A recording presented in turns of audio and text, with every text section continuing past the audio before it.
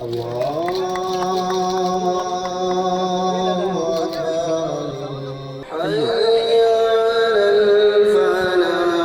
24 ताश की की दी होती तो और मुझे खुशी है कि आप सभी को दावत दी गई, इस दावत को स्वीकार आपने मुझे किया। पुण्य का काम करना है और पुण्य का काम की शुरुआत रमजान के इफ्तार से शुरू होती है, ऐसा मैं समझता हूँ।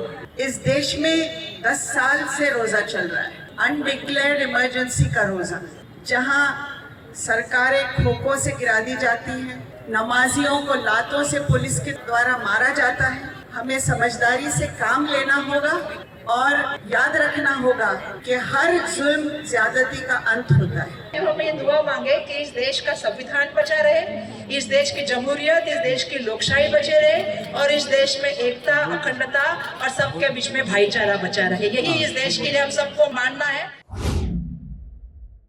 मुंबई में शरद पवार की पार्टी एनसीपी की तरफ से इस साल भी रमजान में इफ्तार पार्टी का आयोजन किया गया। मुसलमानों के साधने के साथ सत्ता पक्ष को ये संदेश भी दिया गया कि विपक्षी गठबंधन एक है और चुनाव में पूरे दमखम के साथ उतरने जा रहा है। माह मुबारक की मुबारकबाद से बात शुरू हुई और मुल्क की उन घटनाओं तक पहुंची जिनमें मॉब लिंचिंग हुई है। दिल्ली में नमाजियों को लात मारने का भी जिक्र हुआ। ये भी कहा गया कि जुल्म की रात जितनी स्याह होती है उसके खत्म होने की सुबह उतनी ही रोशन होगी। वो वक्त आने वाला है। इफ्तार में एनसीपी प्रमुख शरद पवार के साथ प्रफुल्ल पटेल, एक्स मिनिस्टर फौजिया खान, मुबीन कुरैशी, शिवसेना उद्धव ठाकरे की पार्टी से सांसद अरविंद सावंत, सचिन अहीर, एमएलसी एवं कांग्रेस पार्टी की मुंबई अध्यक्ष वर्षा गायकवाड़, अमित पटेल और समाजवादी पार्टी की भिवंडी से एमएलए रईस शेख भी मौजूद रहे। जब अजान का वक्त हुआ तो शरद पवार ने काली टोपी पहनी और गले में साफा डाला। आइए आपके इफ्तार पार्टी में इस्लाम जिमखाना लिए चलते हैं।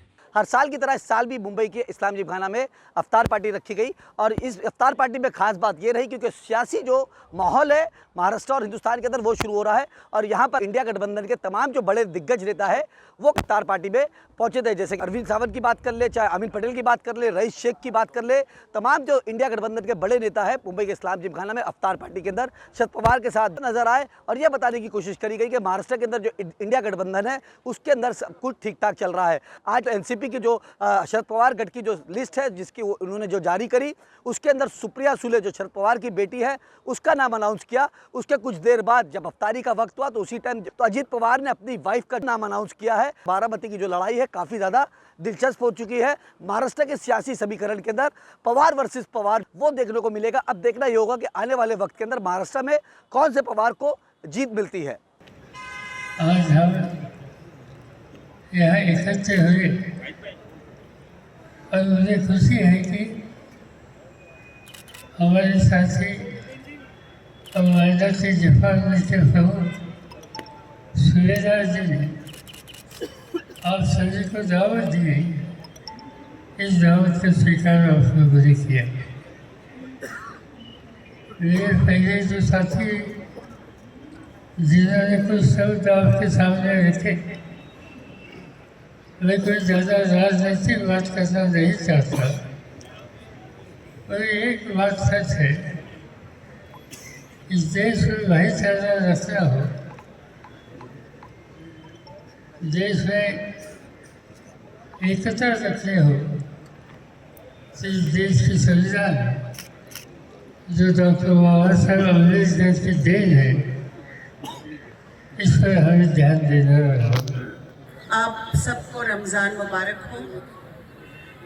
हर साल की तरह पवार साहब के निमंत्रण पर हम सब यहाँ दावत इफ्तार में आए हैं। इफ्तार दिन भर के रोज़े के बाद एक घूंट पानी, ठंडा पानी जब हम पीते हैं तो जो राहत महसूस होती है वो जिसका रोज़ा होता है वही जानता है। इस देश में 10 साल से रोज़ा चल रहा है, अनडिक्लेयर्ड इमरजेंसी का रोज़ा, जहां सरकारें खोखों से गिरा दी जाती हैं, जहां नेताओं को इलेक्शन के मुंह पर गिरफ्तार किया जाता है, जहां पॉलिटिकल पार्टीज के फंड सीज किए जाते हैं, गरीबों के घर बुलडोजर से गिराए जाते हैं, नमाजियों को लातों से पुलिस के द्वारा मारा जाता है। ऐसी अनडिक्लेयर्ड इमरजेंसी का इफ्तार का समय, राहत का समय भी सामने है। हमें समझदारी से काम लेना होगा और याद रखना होगा कि हर जुल्म ज्यादती का अंत होता है। मैं अंत में इतना ही कहूंगी कि इस चुनाव के लिए आप सबके जो कुछ मसले होंगे, कोई इश्यूज होंगे जो आपको लगता है कि ये हमारे मैनिफेस्टो में आना चाहिए, आप ज़रूर हमें लिख कर वो भेजें। एक बार फिर मैं रमज़ान मुबारक आप सबको कहती हूँ। आदरणीय नेतागण, सामने उपस्थित सभी मेरी माता बहनें और सभी भाइयों को मैं धन्यवाद व्यक्त करना चाहती हूँ कि आज रोज़ा इफ्तार की इस दावत में आप सभी ने शिरकत ली है। मैं आप सबका बहुत बहुत यहाँ से धन्यवाद देना चाहती हूँ। और ये पाक का महीना है और अपेक्षा यही करती हूँ कि अभी जैसे जैसे रोज़ा का टाइम आता है हम पाठ करते हैं, हम नमन करते हैं, सभी लोग अभी आपका चालू हो जाएगा। तो मैं ये चाहती हूँ, हमें ये दुआ मांगे कि इस देश का संविधान बचा रहे, इस देश की जमहूरियत, इस देश की लोकशाही बचे रहे और इस देश में एकता, अखंडता और सबके बीच में भाईचारा बचा रहे। यही इस देश के लिए हम सबको मानना है। और इस देश में जो दहशत का वातावरण है, एक दबाव तंत्र का वातावरण है और सरकारी यंत्रणाओं का जिस तरह से गलत इस्तेमाल कर रहे हैं, आने वाले दिन में बिल्कुल अल्लाह ताला की हमें हम सब पे मेहरत हो और ऐसी सरकार आए जो इन सबको बाहर निकाल के लेके जाए। बस यही दुआ करना और दुआ में हम सबको याद में रखना। धन्यवाद। आमीन। पवित्र सोच लेकर जाना है, पवित्र कार्य करना है, पुण्य का काम करना है और पुण्य का काम की शुरुआत रमजान के इफ्तार से शुरू होती है, ऐसा मैं समझता हूँ।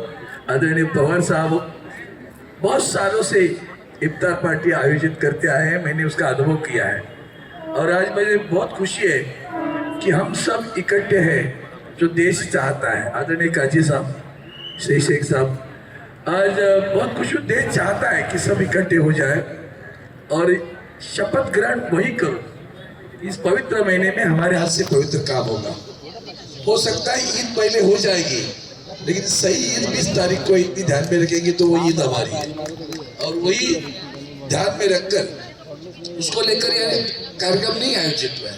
ये धर्म के प्रति आदर है, सभी धर्मों का आदर करना, उसके बाद में सद्भाव निर्माण करना, बंधुत्व की भावना निर्माण करना पवार साहब की एक खासियत है।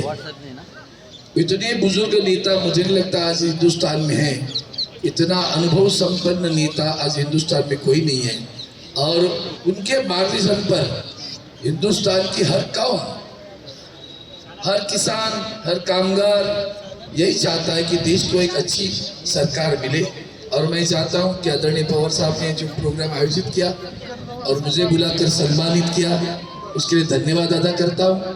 और पुण्य का काम ईद हमारी 20 तारीख को होगी, उस दिन करो, ये शुभकामनाएं देकर मेरा मनोगत। द लीडर के लिए अमजद खान, मुंबई।